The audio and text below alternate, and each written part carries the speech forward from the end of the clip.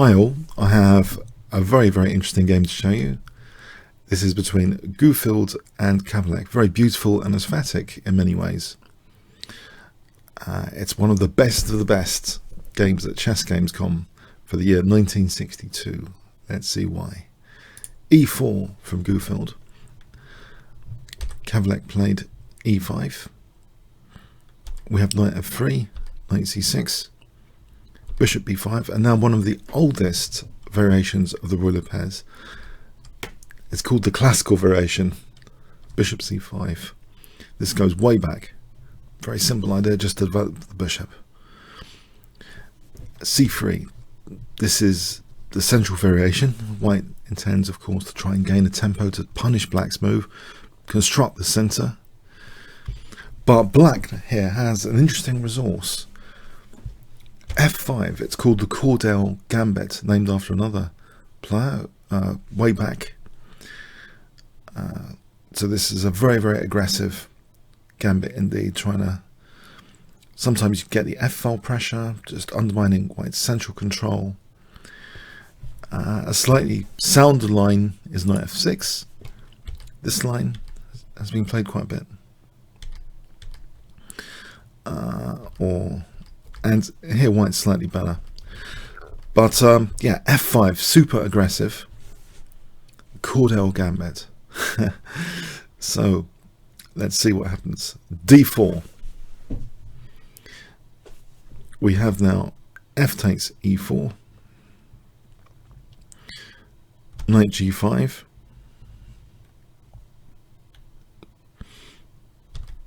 Bishop drops back.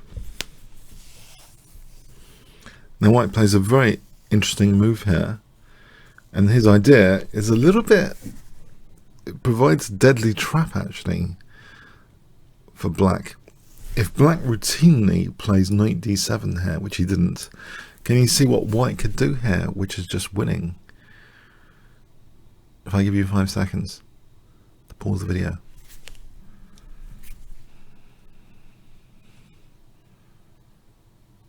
Okay, white would have knight E6. That pin, it's actually winning the queen. Yeah. And on knight B8, just knight takes E4 and white's better. But black doesn't play either, actually. There's another great move that's played here. Instead of moving the knight, refusal to move the knight, which actually we saw in yesterday's game, a refusal to move the knight backwards, at least, in yesterday's great game on the channel. But here is another great move.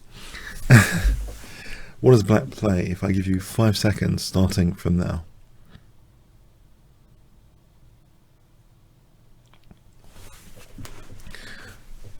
Okay, using the Cordell bishop, the power of this bishop, E3, disrupting the protection of the knight here, so the queen takes knight becomes possible. Great response. We have knight Ge4. It's very difficult for white to find a decent move here. If bishop takes E3, black's going to be just better here. Taking on G5, it's going to be loads better for black. Material up as well. You can't do that. But what else? You know, to E3. It's tricky after this E3. So anyway, knight Ge4 was played. We have queen H4 hitting the knight now. Queen F3. And again, black refuses to move this knight. It's easy to move the knight, but what he does is actually counterattack here against white's knight and encourage white, you know, to just snap this off and take on C6. And he did. He snapped this off and took on C6 here. Now maybe this isn't best. It's interesting to get the piece, but maybe in this position bishop takes E3. Just to make sure both sides have the same number of pawns. The thing with pawns is they can sometimes grow in advantage quite systematically. They can pay dividends. So that might have been slightly better for white actually. Just bishop takes E3. This line, what happens? It's tricky. for black, but it, you know, it's about equal. Yeah, but what we see is white snapping off that knight, and black gets one pawn here with check and disrupts white's castling rights, and now another pawn. So for the piece, white's king is not that safe, and there's at least 2 pawns here, right? 3, 4, 5, 6, 7, 8. Black's got all his pawns, and it's 3 pawns for the knight. Yeah, it's good compensation. Good compensation. Bishop e2. Maybe white felt, you know, the piece is better. This is the debate. Bishop e6, not minding queen h5 check. The threat here now seems to be queen h5 check, but black is so confident that he doesn't mind. And if white's not careful, black now has things like queen a4 check, because we've got this bishop pointing across here. We'd have like bishop takes b3 of b3. So it's dangerous, you know, with queen a4. So we have queen h5 taking the queens off. King e7. So who stands better here?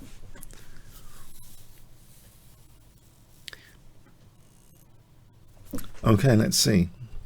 b3. I mean, both sides have got their 2 bishops. It's this knight versus the pawns, basically. Bishop d5, though. Black has another trump card in the position. Huge pressure, potentially, on g2, because he's got that file as well. Now, white is resourceful here in playing bishop a3 check, because he gains a tempo now with another check to try and defend g2. Where does the king go? Goes there. White gains another tempo and defends g2 for the moment. Rook Hg8. And now, yeah, he gives that up. There's not too many choices here because of this pin on the rook. So black snaps up another pawn. Yet another pawn. Yeah. Okay, so it's now 4 pawns for that knight. And both sides have a dark square bishop this time. Yes, it's big compensation. Rook f1, rook d8, king e2, and now, in fact, this looks like a great move from white, this next move, because maybe the knight has got some prospects with knight c4 and starts to be tricky. You know, if white's playing for things like either snapping this off to weaken f2, it's a bit of a concern, yeah. But black takes away those concerns and is very, very confident in these pawns here. That confidence is expressed by this next move. Can you guess what black plays if I give you 5 seconds now? Okay, rook takes d2 check.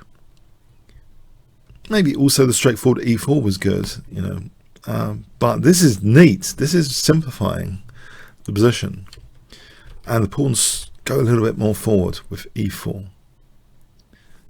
We have bishop f8. Yeah, is white trying to establish a blockade maybe with this move with bishop h6, because here it's not really blockade friendly, is it? We have f4, but there's another point now. The bishop, while it's on this diagonal, might be able to challenge this one with this next move b4 to be able to play bishop c5 and then weaken f2. That's the plan. And black, he takes this seriously, this idea. Black plays rook g5. Nevertheless, white is keen to play this anyway. Just trade pawns here to take off this most aggressive pawn. Is black able to hold his most aggressive pawn in the position? If so, how? What does black play in this position? If I give you 5 seconds.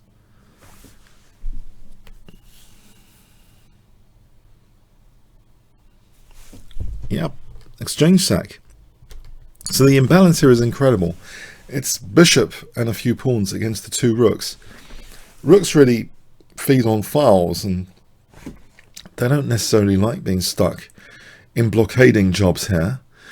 But okay, does go there attacking, it seems, b7. Black ignores that. f3 is just very, very confident in his pawns. Is there any time to cheekily take this pawn? Well, in the game, actually, we see rook b4. On rook takes b7, the pawns can reach very, very dangerous proportions in any case. For example, check, e2. This position, black doesn't have to be in a rush to even take on f1, and can actually get a kind of zugzwang position here. This is winning for black. And if white tried to be more stubborn around here, instead of king c4, let's see other moves. So after king e5, let's say a4. This kind of position, believe it or not, it looks as though white's going to be in zugzwang soon. Especially if we reach this kind of position, it's actually possible to try and force a zugzwang. The rook here is not able to blockade because black can be resourceful like this. And for example, do this. Yeah, it can be broken. The blockade after rook takes b7, the essential point trying to make here. It seems on analysis the blockade can be broken. So rook b4 was chosen instead of rook takes b7. Can the blockades be broken here? We have king f5. Not in a rush again to take here. It's too dangerous to take here. White will be setting up a huge blockade, and that will be the end of the game. Black has to keep the dynamic power of the pawns going. So king f5, great move. Rook d4. Now here we have bishop takes, yes, because, yeah, stopping any blockade. And this is just clearly winning for black. Yeah, it's totally lost. White resigns. If rook takes, then we just play the check, and we've got a winning king and pawn ending here. There's many pawns up. Yeah, I just thought it was a cute game. It's made an aesthetic impression on many people, and yeah, it's one of the best for this year, 1962. Both great players. Check out also, Gufeld's Immortal game on our Immortal playlist as well. Okay, hope you enjoyed that one. Comments, questions, likes appreciated. Thanks so much.